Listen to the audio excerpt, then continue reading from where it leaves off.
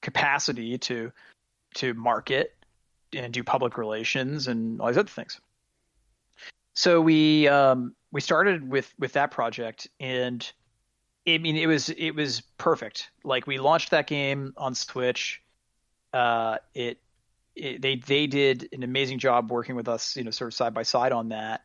And I think it like 3x to the investment in, I want to say, a week. Wow. And then after that, like, it was a small investment, but it proved out, like, look, even for games that it's not a clean start, you can kind of do this, right? But the gaps that we realized in that process were, one, in marketing infrastructure, which I'm sure it takes a ridiculous amount of effort to do it right. Yeah. And then there's so many components. There's so many components. there's so many components to it. And that would be interesting. That'd be an interesting part of the conversation at some point too. And then the sort of second part is like, okay, cool. What about, like, figuring out return on investment, figuring out, like, how to make sure that what we're doing is really good, like, for the devs, getting the legal framework in place, making sure that, one project versus another is the right project. Like, all the stuff that on your first go, it's easier, but then it's kind of like not very complicated. The marketing is always hard on the first go. And I think arguably it's not necessarily any easier every time you do it. It's just, you just build infrastructure to be able to do it more efficiently. But, yeah, we started building all this infrastructure to figure out, like, okay, here's a calculator for us to figure out the financials, and here's how we're going to handle the legal framework of this, and having a publishing agreement, and working side by side with the devs, and making sure that we're allowing them freedom and not annoying them with trying to ask for too many updates or anything like that, or right. Establishing, like, what kind of relationship do they want with a publisher, what kind of relationship do we want with the dev. And it was it was smooth sailing. It made total sense, and it worked out really well. The next step is harder. So Thief Town is done and out, but now we have another project that we just signed called Backworlds, which is like this awesome, indie. It was in the Indie Mega booth. It won a bunch of game awards, Nordic Game Night and Independent Propeller Awards, and like all these different awards. And we're going to be basically relaunching that project. And then we have another game from Rude Ghost called Pixel Puzzle Makeout League. And that's going to be on Switch and on Windows.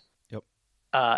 And we have a game called Rolled Out, which is sort of like I think I described it earlier in the show. It's like a Super Monkey Ball / Marble Madness style marble rolling game. And that game already had a big community by the time that we sort of started talking to the devs of that project. So all of a sudden, now we have to do it 3 times and in a very short amount of time.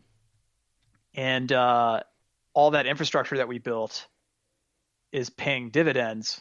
Yeah. Because we're not doing it from scratch over and over again, Right. So yeah, like, sorry, that was a bit of a long-winded explanation, but that's but that's the reality, it's just. Yeah. And I like one of the things that you said too, which was, it's because I think a lot of people think where you build this infrastructure in place, right? You build this process, and then if anything, things are going to get easier. But the point of the process is so you can scale. So it's not necessarily to say that something is going to be easier. You just have the infrastructure in place so it can support being able to scale. But the easy component, I mean, anything worth fighting for or doing isn't necessarily going to be easy anyways, right? So to have that mindset and understanding And it's not to say it's going to be like super hard either, because obviously the other side of the coin is that the infrastructure is going to help support that as well, or making sure that it isn't going to be like overbearing. Like you said, it's not starting from scratch all the time. But I think it's important to maybe go with that viewpoint, which you guys clearly have been learning while you're reevaluating, being really introspective about the process, that, you know, there's still going to be there's always going to be hurdles to climb, but at least, you know, having this set up, being introspective, and having the system and keep, you know, optimizing it as we move forward is paying dividends, and thus coming in line with your future goals and everything else that you laid out. Yeah, that. I think you've just nailed it. Is like, you're gonna climb a mountain over and over again, right? Every time you do it. Yep. But okay, like this time you realized you need hiking boots. And so like you built a social media, you know, in this case in relation to publishing, like you build a social media pipeline. And like this time you realized actually you should bring a first aid kit. So like you pad the amount of money that you think the project's going to cost a little bit by an extra 20%, because the next time you go into it, it's probably going to be more expensive than you think it is. And you're never going to be totally accurate, right?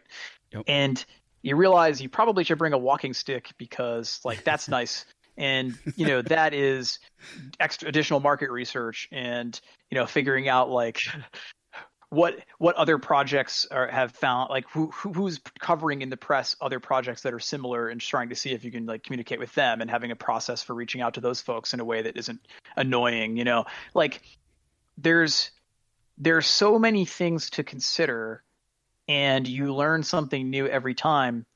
And so the trick is like, this is the real tricky part. You still have to do it right every time, because if you don't, your day one sales will indicate a lot of how the sales of the game will go, Yep. which is pretty miserable to think about. So like, even though you're learning, you still can't fail. Otherwise, like, you've done a terrible disservice to the devs, and a terrible disservice to your investment too in the project.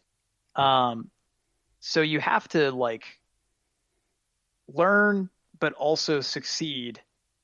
And I think the best way for us to do that has really been to take projects that are smaller to start, and where the risk is lower for everyone, right?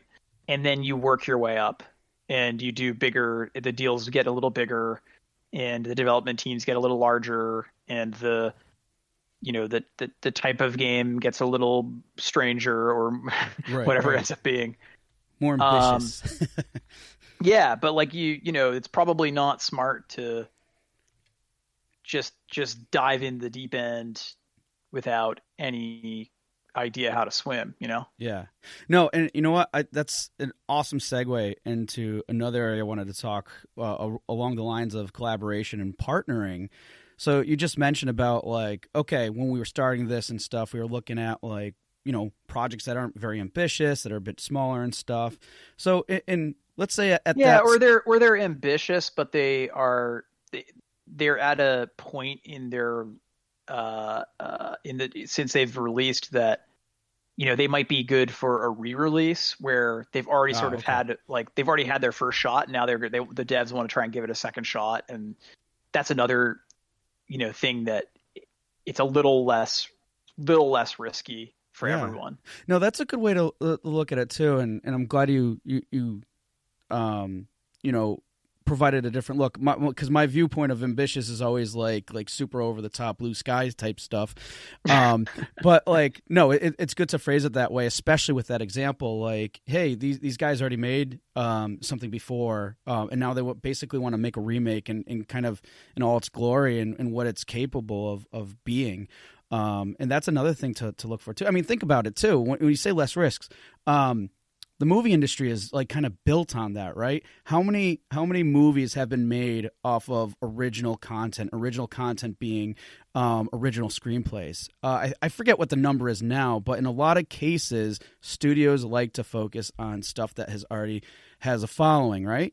Or has already the IP is established and whatnot. A lot can, like I mean, Umbrella Academy is a new one that's probably top of mind. Harry Potter, all those types of things, and it makes logical sense. And I think and that doesn't mean it can't be done, on a smaller level. And kind of what you're saying, like looking for studios that are have had the smaller project and they want to give it another go because they feel it deserves more than that and has potential. And I think that's the ticket too, is like we feel it deserves more too. So when Yeah. where the vision really aligns is like, there's something really interesting about what you're doing, dev, Yeah. and what we see here is potential that deserves to be explored. It deserves that shot, right? And so that's a lot of the decision making, is like, this is a project that is trying to say or do something that is interesting. Hmm. It needs help. The devs need help for it to be able to do that. And so, the way that you hedge the risk of putting any time, energy, money, whatever it is, into these projects is you treat it like it's the only project that you have. And then you have other projects to build a portfolio of diverse titles. Mm. So that way, you're giving it the absolute best shot that it deserves, and you work really, really hard for it to have, the measure of success that it should. And but you diversify. Yeah. And because you have to treat it like it's the only thing in the world because it needs that level of attention. But you'd never know. You could do everything right and still see. It's like there's a great card from Star Trek quote, right? It's something like you can do everything right and still fail, and that's not your fault. It's just life, right? Yeah. And so that's certainly something to consider. But we treat it like we can't fail, and I think that is what the devs deserve.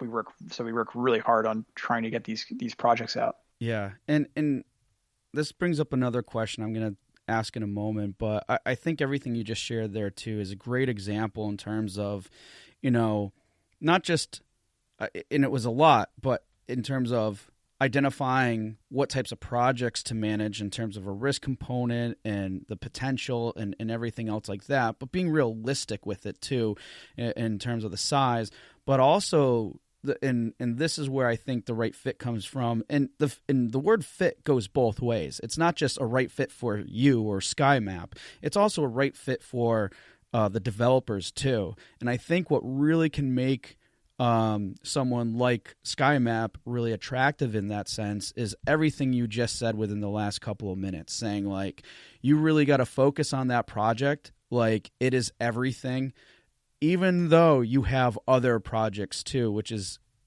can probably be a challenge at some points too to determine like that prioritization. But at the end of the day, regardless of how you prioritize, they have to understand and know or feel that you really care about them. And I think in a lot of ways that is something that has been missing from the gaming industry as a whole for a while, but now it's becoming more prominent. I mean, we're seeing a lot of examples of this, but I think that's a key component too. Whenever you're trying to figure out what that fit is how do they feel? Do they feel that they're really getting the attention and stuff? Because it goes both ways, as I mentioned. Yeah, we have this sort of internal idea that if we're going to take on a project, we have to have, at minimum, one person whose sole job is making sure that project has the highest chance of success,